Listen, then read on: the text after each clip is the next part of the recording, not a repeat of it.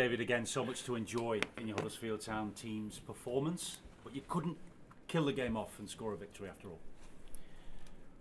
Yeah, of course, but I think we have seen, in general, from my point of view, one of the better 0-0 games because both teams wanted to win this game. I think after Southampton had the first good chance in the first half, we played a very, very good first half. I think one of the best first half times in the Premier League in the first 3 games. We kept them away from our goal. We were very aggressive. We're in their face. We created very good opportunities after crosses, where some blocks. Kashunga missed a great rebound chance. The goalkeeper saved. So I think if we were up front in halftime, I think this would be a fair result. But we were not clinical enough, so it was a 0-0. And in the second half, I think Southampton had the better chances. Jonas Lössl had a good save. Tommy Smith, an unbelievable save on the goal line. This situation has shown the desire of the whole group, the togetherness to keep this ball out of the net. And this is the reason why we have now 3 clean sheets in a row, which makes me very, very proud, because I think we deserved it. So I think first half we were the stronger side. Second half Southampton had the better opportunities. Then I think a draw is a deserved result for both teams, and we accepted, even if we know we could kill the game in the first half. As a matter of interest, what changed in the second half to allow Southampton to take the initiative a bit more? I think only in the second half they have shown their quality. They were then very comfortable on the ball. We were not able to close the gaps like we've done before, and they have only shown their quality. This is their only reason. In the second half, we were able to match their quality with our aggression and with our desire, with our high intense game. In the second half, they have shown that this is a top team in the Premier League, and I think we have to accept, and we accept the result. I'm happy with the performance, especially in the first half. This was very strong from our side. On the subject of Southampton still, how surprised were you that they actually did come for the winner? They kept pressing to actually score at the very, very end of the game, where a lot of teams, possibly including yourself, by that stage would have settled for a point. I think this is the reason, because they today played Southampton against Huddersfield. Of course, they are going for the winner. This is usual. If you see the size, the name, the budget of the 2 clubs, the aspiration which both clubs have, of course, then Southampton has to go for the winner. This wasn't a surprise for me. But how we defended it, how we really worked, and the players worked their socks off today for sure. I think, as I said, a deserved point. Another good performance from our side, especially in the first half. Great moment. And now 3 games into the Premier League, you're still flying high, still unbeaten, no goals conceded. Could you have dreamt that that would be possible in July? No. Everybody knows I'm not a dreamer. I'm a worker, and this group are workers as well. This is what they've shown today. If you dream, then you switch off, and if you are switched off in the Premier League, you get punished, and they were never switched off today. They are real workers, real fighters, real Terriers. They've shown this today again. Of course, we are proud, we are happy because of the results, because of 3 clean sheets, but as well because of the performances, because the players have seen now, and with every result your confidence can grow, that even in the Premier League, if they follow their idea, their identity, if they are brave, they have a chance. Sometimes in the Premier League, in the games, listen, we are very humble. We know we are Huddersfield Town. Sometimes in the Premier League the chances are higher and sometimes less. Today maybe the chances were less because we played against Southampton. This is at least a top 10 team, maybe more in the Premier League. But you have a chance, and they really wanted to take this chance in the last 3 games, and they have now 7 points, 3 clean sheets. We are in the next cup round as well, so it's a perfect start for us. But it's only a start, and now I'm very happy that we have the international break, because we had such a short off season. We played so long last season with the Wembley final. The players need now their rest, and hopefully everybody's healthy back from the international break because even we have now, I think, 8 internationals. Hopefully everybody is back healthy, and then we prepare us with a friendly in the off season, in the international break, for West Ham away, where we will be again very focused and concentrated. Is that also half a holiday in Hamburg? No, the schedule is we fly, we play, and we fly back. Everything in, I don't know, 10 hours, 12 hours. Why did you choose Altona as a matter of interest? I thought that was the main railway station in Hamburg. No, the main reason is we were not able to find an opponent in England.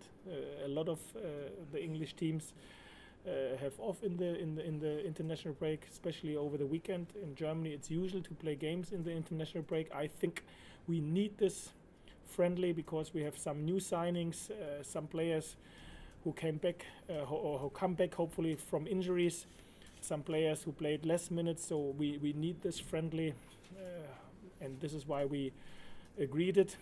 As I said, the only place where we were able to go was Germany, and then it was Altona. They played West Ham in the preseason. Another small reason maybe, and we will take this game to make some further steps to progress. So in fact it is quite possible that Sabiri, Flo Harajonaj might be in your plans for the games coming after the first international break. Yeah, absolutely. This is why we signed them. They are then in the competition. I think they will need now the next 2 weeks to get used to our idea, our identity, to get used to the names of the players, and get a little bit the feeling for everybody, for the dressing room and what we are doing on the grass.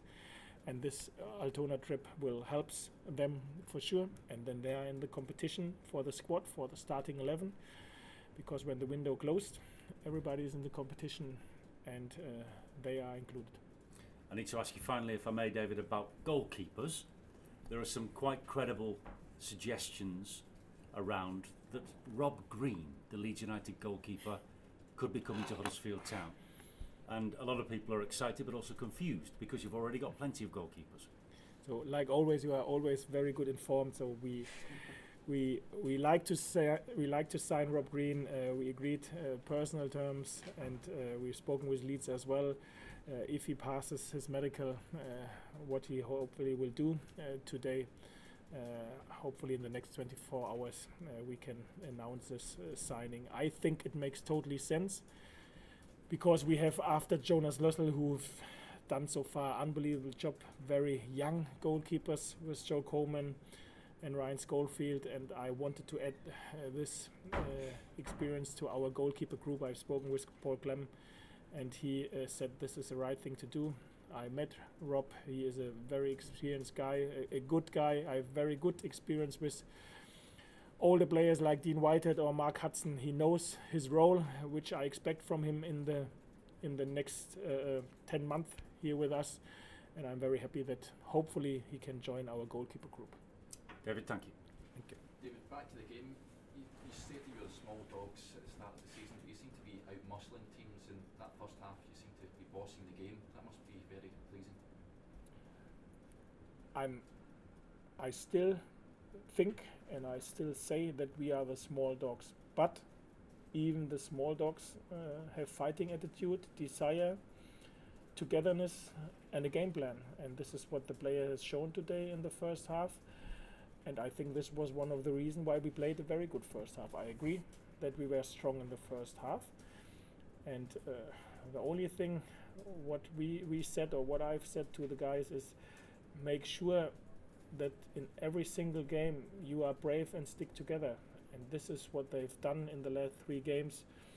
And of course, with the results and the performances, and now they have a little bit experience in the Premier League, they felt, okay, if we do what we have to do, if we do what makes us strong, we have a chance even in the Premier League, as I said. And you always only wanted to need a chance.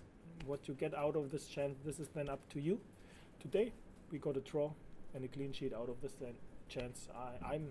I'm absolutely happy with this performance and with the result as well, because I think it's a fair result. The togetherness and the spirit sort of summed up as a tackle from Casey Palmer in the second half. He sort of closed the ball down. It was celebrated like a goal had went in.